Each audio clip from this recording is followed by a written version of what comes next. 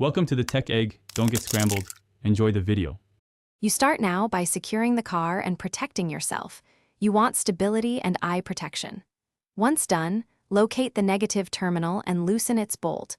Always remove negative first to prevent shorting. Make sure to clear corrosion with a wire brush only after cables are free so you don't spread acid. Keep the new terminal and tools within reach. You'll need the wrench and terminal puller next. This sets the stage for safe removal and replacement without sparks. Now remove the old clamp and separate it from the cable. If it's seized, use a terminal puller to avoid twisting the cable. Once removed, clean the battery post and cable lug thoroughly. Corrosion blocks conductivity and shortens life. You should see shiny metal before reinstalling. If you don't, repeat cleaning. Inspect the cable insulation and strands. If strands are frayed, trim a small amount and retin or replace the connector so you get a solid mechanical and electrical connection.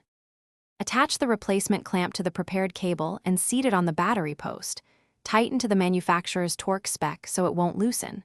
Once seated, reconnect the positive terminal first and then the negative. This order prevents accidental shorting.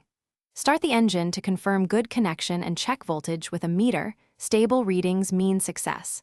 If you see flicker or low voltage, recheck tightness and cleanliness. If a problem persists, try the troubleshooting tip.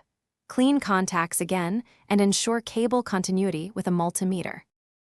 Thanks for watching. Consider subscribing if I helped unscramble your problems.